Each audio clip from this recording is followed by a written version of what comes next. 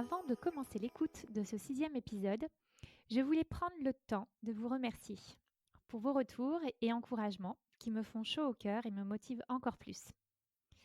Parce qu'en fait, faire un podcast, ça prend du temps, mais c'est un temps que l'on a plaisir à offrir parce qu'il s'agit avant tout d'une aventure collective.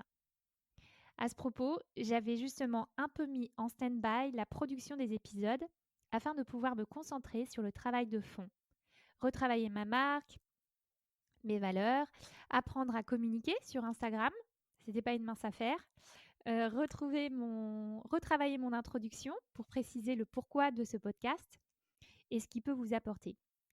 Et puis également investir dans un micro pour vous offrir un son de meilleure qualité. Voilà, n'hésitez pas à me dire ce que vous en pensez et à me faire part de vos suggestions et idées, soit sur mon profil Instagram ou encore sur ma page Facebook.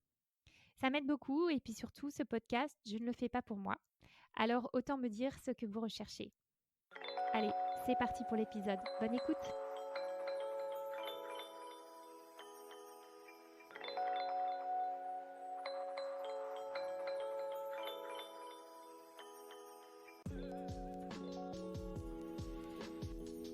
Ça vous parle l'image du hamster qui n'arrive plus à contrôler le rythme de sa roue, qui tourne de plus en plus vite?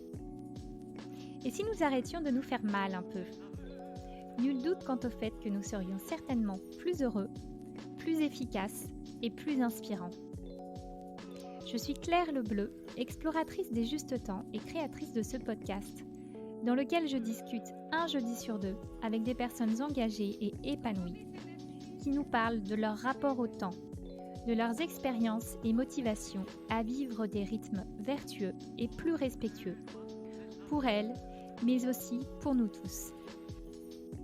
Ce podcast, c'est un peu ma thérapie bienveillante pour prendre du recul, me recharger en énergie et repartir dans la bonne direction, et pour longtemps cette fois-ci. J'avais envie de vous le partager pour notre bien-être à tous. Merci infiniment à Monica pour sa musique. Et pour ce 6e épisode, je vous propose d'aborder la question du temps au travail. Ce sera d'ailleurs la thématique des prochains épisodes. Aujourd'hui, la notion de sens au travail est devenue très présente. Mais il y a aussi un tout autre domaine qui me paraît tout aussi important que cette quête de sens, qui est la quête du juste rythme. Car si nous voulons viser le long terme, je reste convaincue qu'il devient essentiel de revoir nos rythmes de travail pour un meilleur impact individuel, mais aussi collectif. Et c'est ce dont nous allons parler aujourd'hui avec Pierre Moniz Barreto, workaholic repenti, qui est devenu entre autres le porte-parole du slow business en France et en a écrit un livre, Slow Business, ralentir au travail et en finir avec le temps toxique. Bonjour Pierre. Bonjour Claire. Alors je voulais peut-être déjà introduire notre discussion avec des éléments de contexte.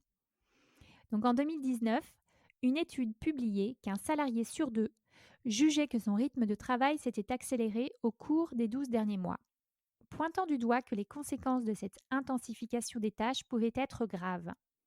Fatigue extrême, épuisement, burn-out, etc.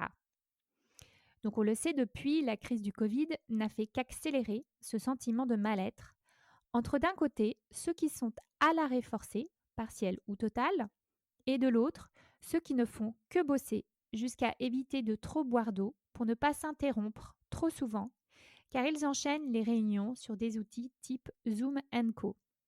C'est comme si on n'arrivait pas à être dans la demi-mesure en fait. L'être humain a du mal à être dans la demi-mesure, oui, c'est vrai. Alors, c'est pas forcément sa faute, c'est une question d'éducation.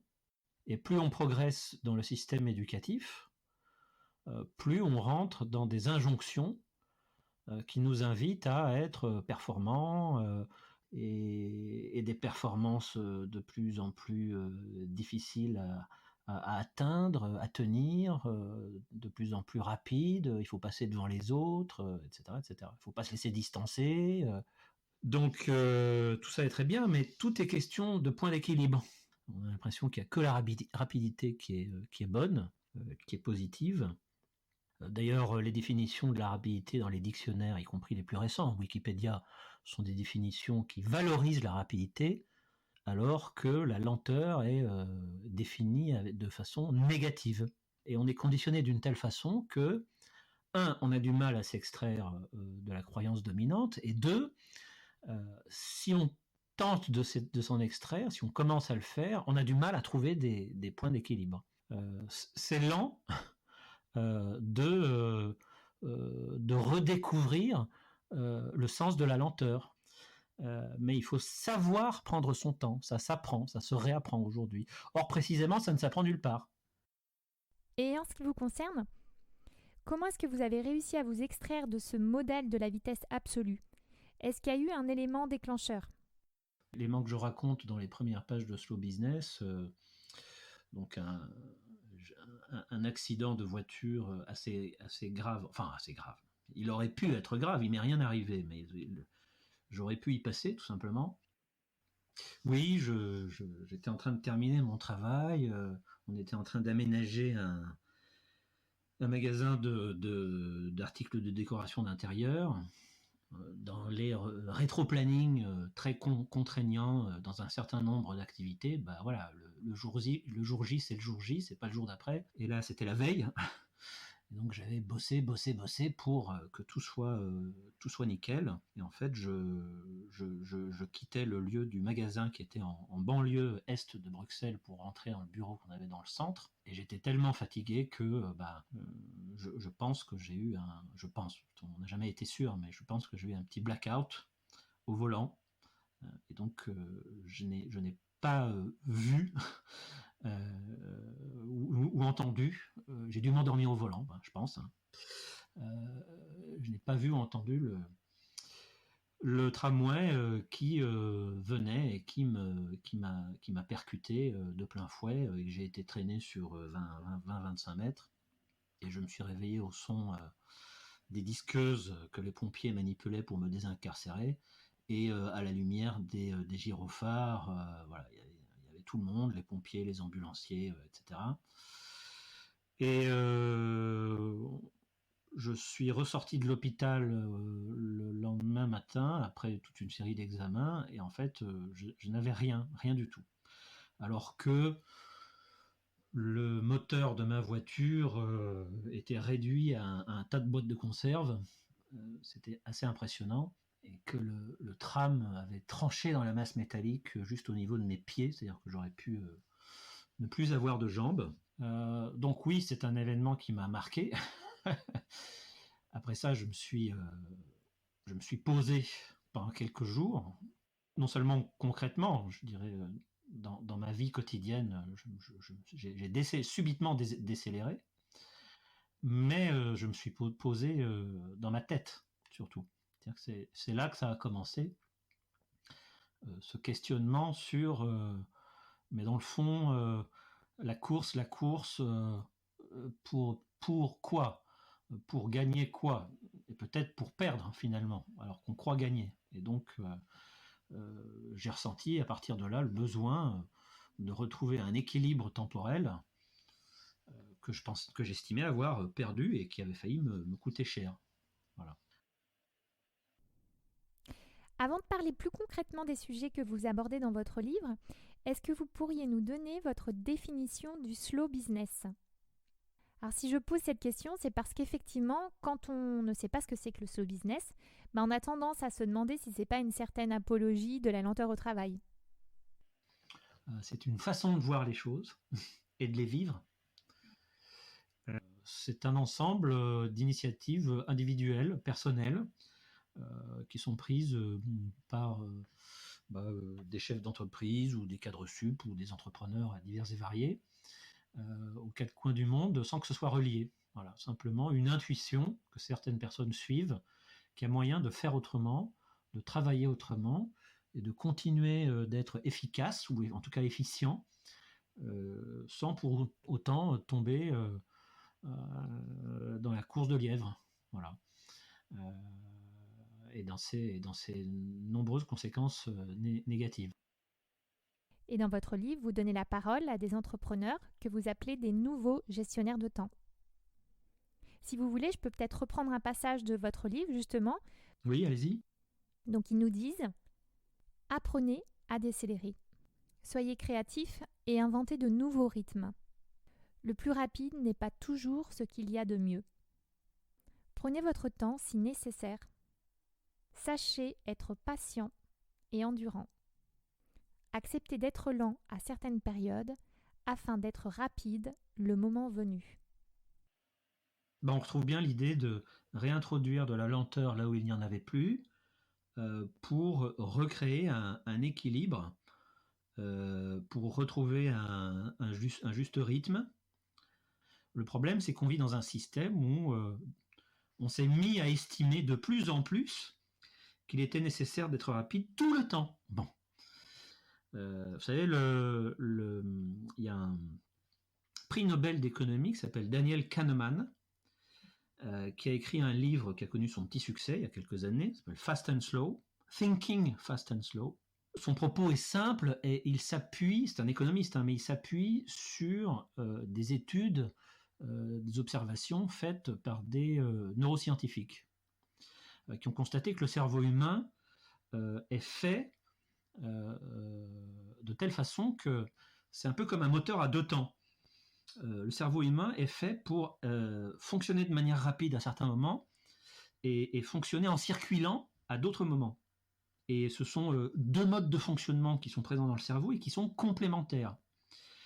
Donc comme le cerveau a une grande capacité adaptative, on devrait lui faire plus souvent confiance, c'est-à-dire être plus à l'écoute de son corps, par exemple, ou de son intuition, parce que notre cerveau nous envoie régulièrement des messages qui nous invitent à décélérer, à ralentir ou à nous poser. Et en fait, Kahneman constate que dans les organisations dans lesquelles nous travaillons, ce mode de fonctionnement, qui est donc un mode de fonctionnement naturel, est mis à mal. Or, dit-il, et là l'économiste reprend sa casquette d'économiste, ce déséquilibre et le fait que le slow ait été passé à la trappe, le mode slow neurocognitif ait été passé à la trappe, c'est une grave erreur qui génère des dysfonctionnements, y compris dans les organisations qui promeuvent l'inverse. L'exemple le plus parlant, et même le plus criant, j'ai envie de dire, auquel on est confronté aujourd'hui, sont les conséquences néfastes dans le domaine environnemental, en particulier aux États-Unis. Et aujourd'hui, on en paye le prix. Il invite à réinviter l'équilibre fast and slow, et par conséquent acting fast and slow, donc agir, s'organiser de façon équilibrée entre ces deux modes, pour éliminer toutes les conséquences négatives, toutes les contre-productivités et toutes les conséquences néfastes qu'on peut constater autour de nous. Et là, j'ai envie de parler d'un formidable patron qui s'appelle Yvon Chouinard et que vous citez dans votre livre, donc patron mythique de l'entreprise Patagonia, qui a notamment écrit un livre qui s'est intitulé « Let My People Go Surfing ». Et effectivement, ça paraît incroyable lorsqu'on y pense, rien que ce titre de livre. Et pourtant, il a réussi à faire de son entreprise une entreprise visionnaire, durable et respectueuse du vivant. Sur le plan de la gestion du temps, il s'est surtout rendu compte que lui, en tant que patron, fondateur, développeur de son entreprise, ne fonctionnait jamais aussi bien que lorsqu'il prenait du temps pour lui et pour pratiquer ses sports favoris, qui étaient des sports extrêmes, alpinisme, escalade, surf. Et il s'est rendu compte qu'il ne fonctionnait jamais aussi bien que lorsqu'il se donnait du temps, lorsqu'il s'offrait du temps pour pratiquer ses sports. Ce faisant, ça lui permettait de revenir à ses dossiers de travail, le corps rééquilibré, réénergisé, l'esprit clarifié, allégé, avec une beaucoup plus grande clarté d'esprit, avec une lucidité retrouvée, comme si dans l'exercice de ces sports d'extérieur, il y gagnait naturellement, sans même y travailler, sans même s'y forcer. Il y gagnait naturellement en capacité à traiter les sujets de façon plus claire, plus précise, straight to the point, comme disent les Américains, Et donc, il organisait ensuite des rendez-vous de travail assez courts avec ses principaux collaborateurs, où il allait straight to the point et il perdait plus de temps en réunionnite, en débriefing long et inutile, ou que sais-je, en lecture de reporting lourdingue. Bon, il avait éliminé un peu tout ça. Et ensuite, il s'est dit, puisque ça marche pour moi, il faudrait que j'en fasse bénéficier mes collaborateurs.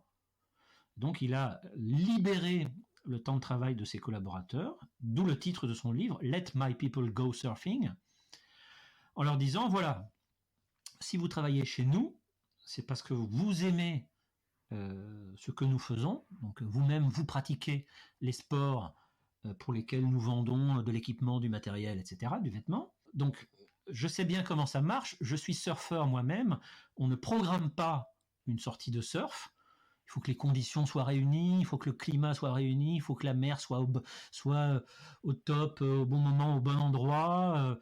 Je n'ai pas recruté des enfants en âge scolaire que je dois traiter comme un maître d'école. J'estime que on a recruté des adultes responsables. Vous avez des responsabilités, vous avez une mission, vous avez des objectifs. On espère que vous les tiendrez au mieux, mais si vous ressentez le besoin de lâcher la pression, d'aller profiter de conditions exceptionnelles pour aller surfer ou d'aller voir votre grand-mère qui est malade, faites-le. Je vous donne carte blanche et je vous fais confiance. Alors, il y a eu un peu de casse, donc il a été amené à licencier certains profiteurs, hein, bien entendu, mais il s'est rendu compte que la très grande majorité de ses collaborateurs jouaient le jeu et qu'ils n'avaient absolument pas à se plaindre de cela, et que bien au contraire, l'entreprise y gagnait en créativité, en dynamisme, en prise d'initiative, etc., etc. Mais ce n'est qu'un exemple parmi d'autres. Hein. Moi, j'aime bien aussi l'exemple de Jason Fried, le patron fondateur de Basecamp, qui est devenu une multinationale qui fait je ne sais plus combien de centaines de millions de dollars de chiffre d'affaires et qui a des clients aux quatre coins du monde. Et Jason Fried est une icône aussi du mouvement slow business. Et lui, son grand truc, par exemple, ça a été de désurgentiser, qui est également une piste très intéressante pour détoxifier son temps de travail. Il est parti du principe que 80% des urgences auxquelles on était soi-disant confronté dans le milieu professionnel étaient de fausses urgences. Qu'il n'y avait rien de plus facile que de refiler la patate chaude.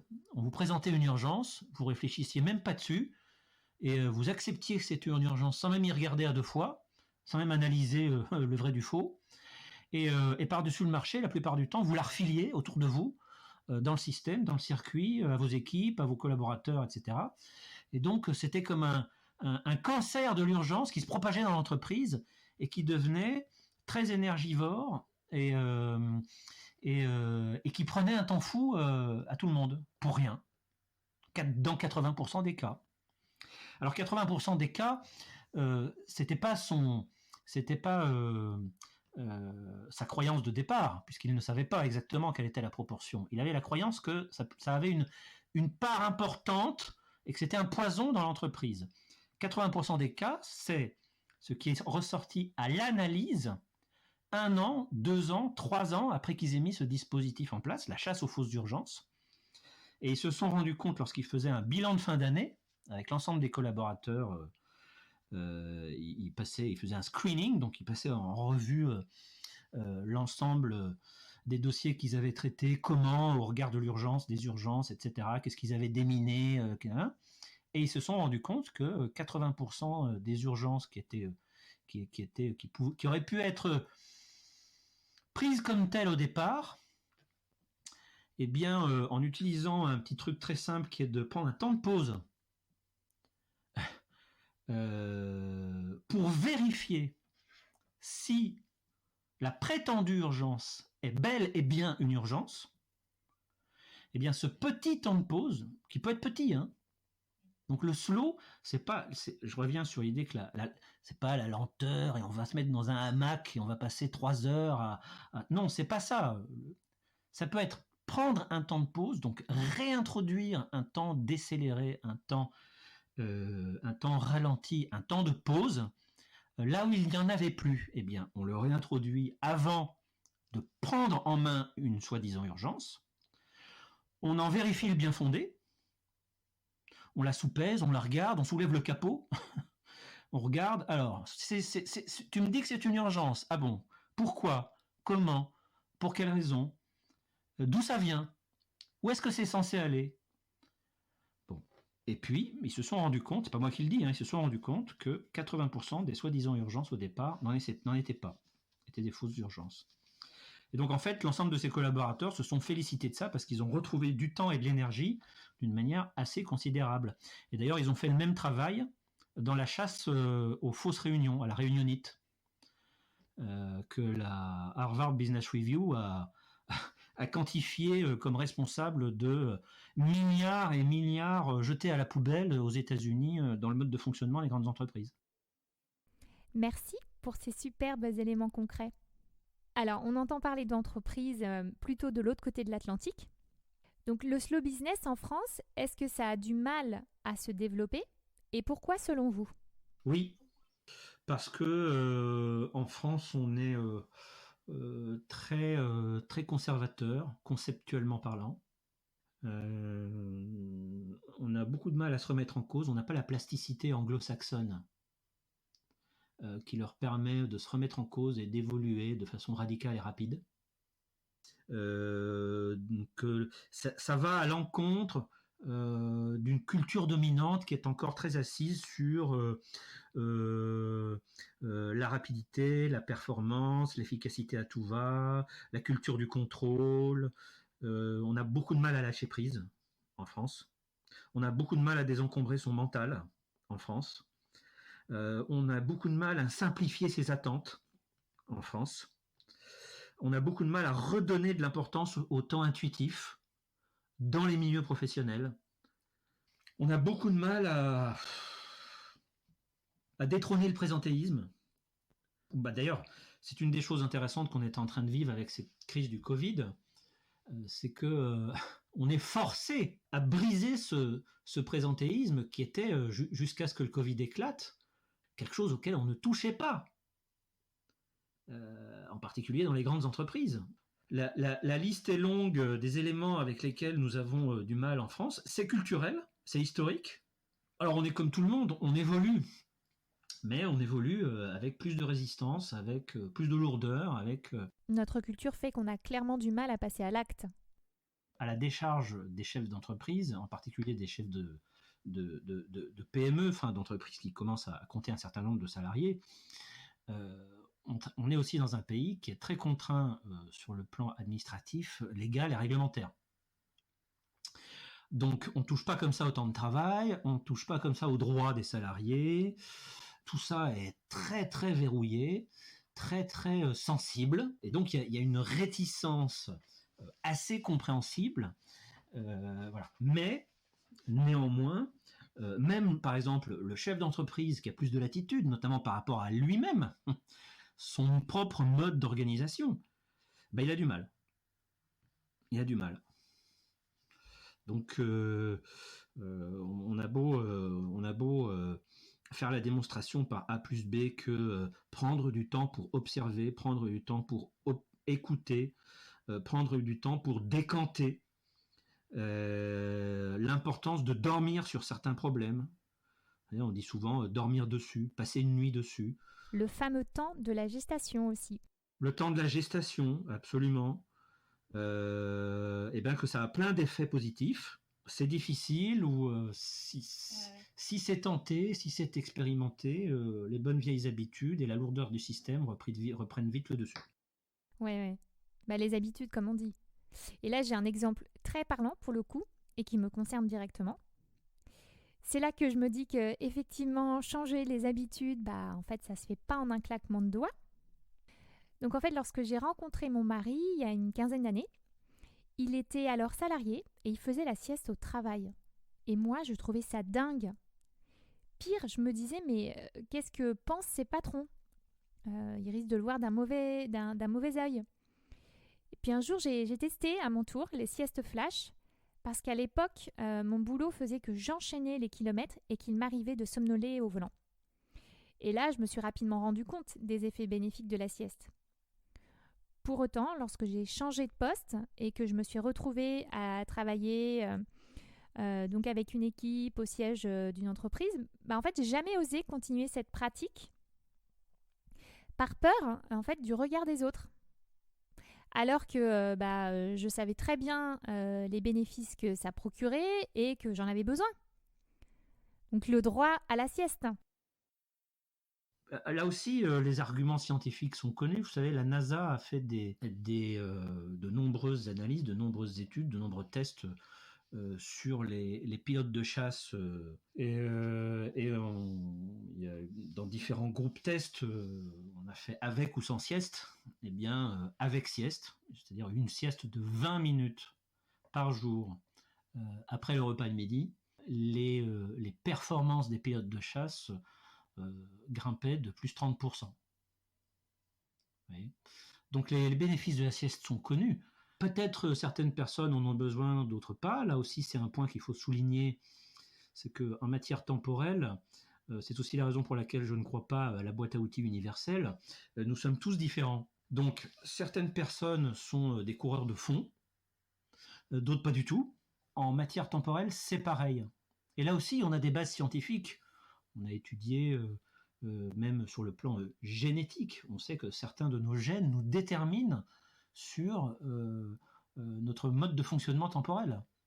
On sait aujourd'hui que si on est du matin ou si on est du soir, hibou ou alouette, c'est parce qu'on est déterminé génétiquement. C'est le gène PER3 qui a été étudié. Bon, je ne vais pas rentrer dans les détails. Mais donc il y a une dimension très importante qui est de se connaître soi-même. Autrement dit, d'établir son profil temporel. On peut même parler de profil chronobiologique. C'est une réalité quasi médicale. Elle n'est quasiment pas rentrée en usage. Elle n'a pas été prise en compte dans les entreprises.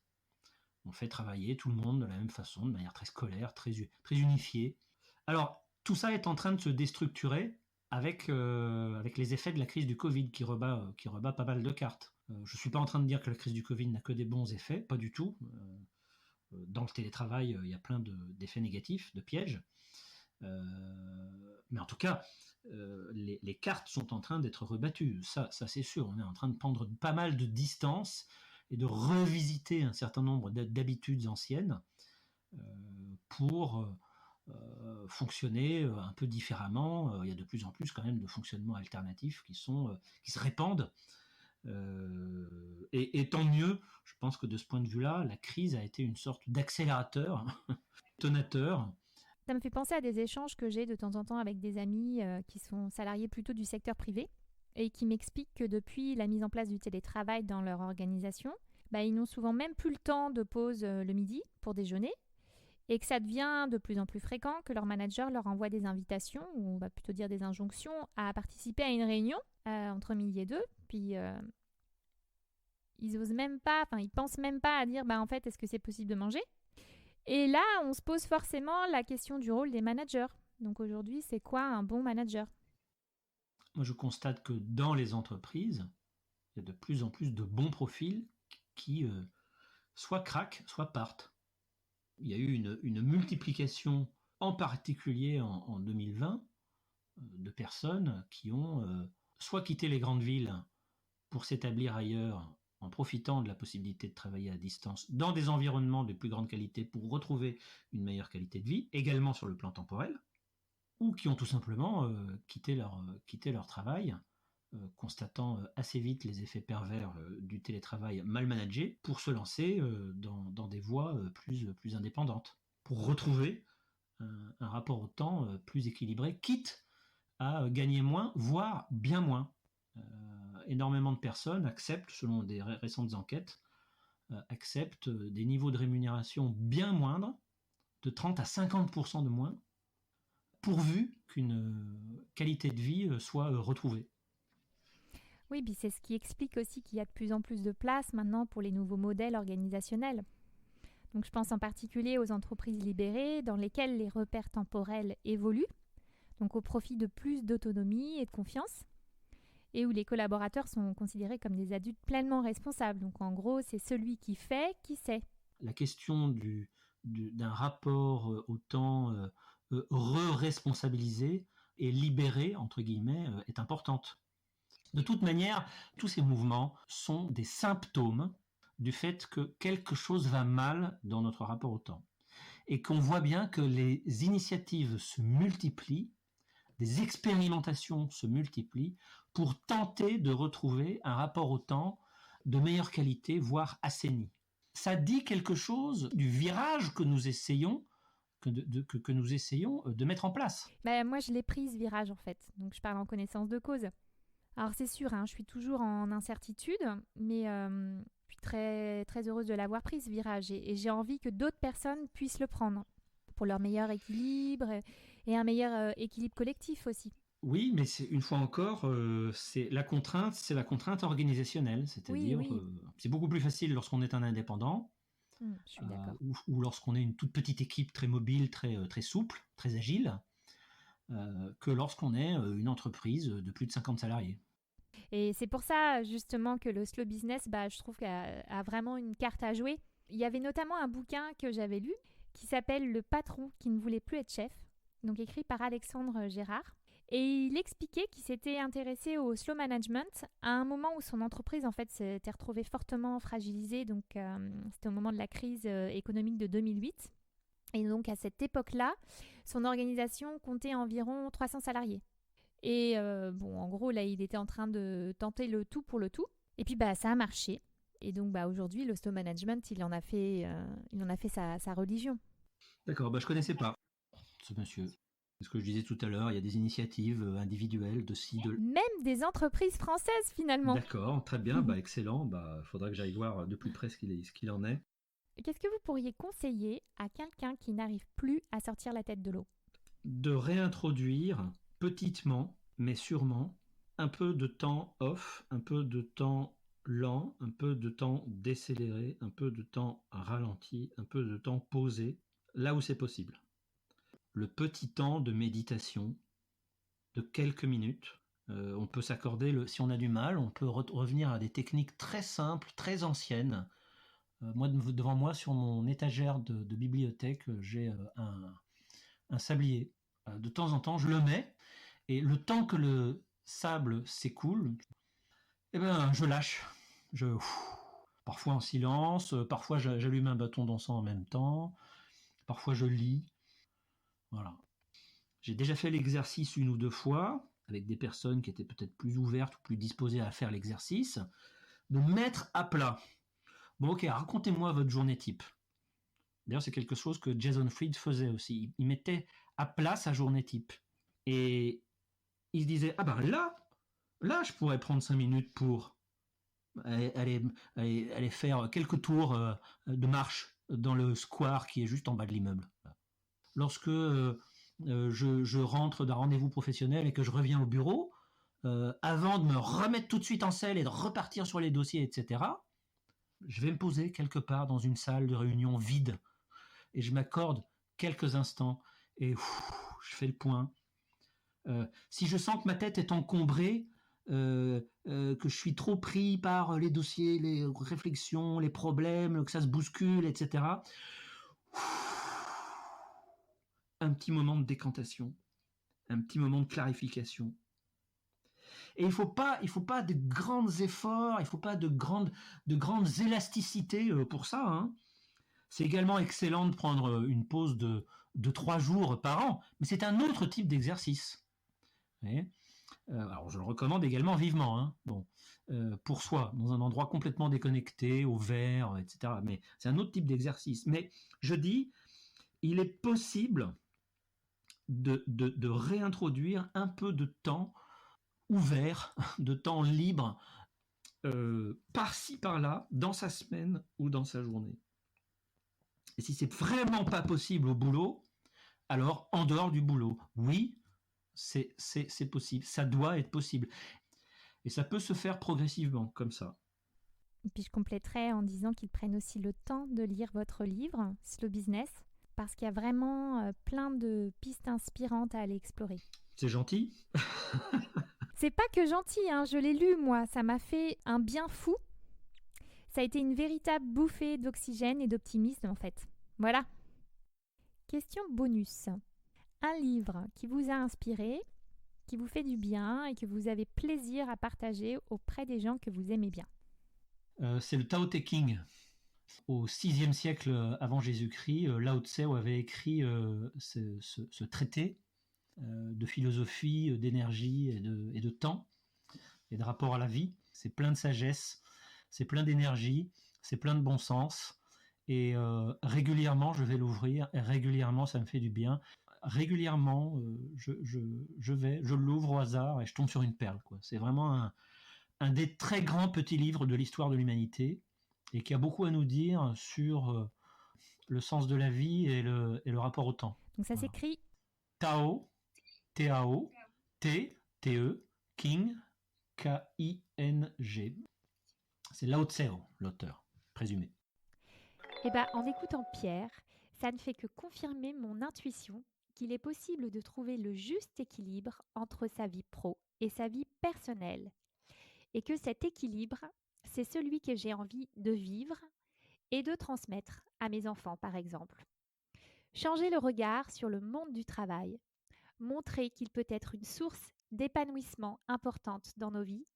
Un grand merci à Pierre d'avoir introduit le sujet du temps au travail, sujet plus que d'actualité en ce moment, et que je vais continuer d'aller explorer dans les épisodes suivants. Qu'avez-vous pensé de cet épisode ? Qu'allez-vous commencer à mettre en place ? Venez, on en discute sur mon compte Instagram, lebontempo.podcast, ou sur ma page Facebook, Le Bon Tempo, et si le temps devenait notre allié. La meilleure façon de me soutenir est d'en parler autour de vous et de me mettre un commentaire suivi de 5 étoiles sur Apple Podcast. Merci et à bientôt.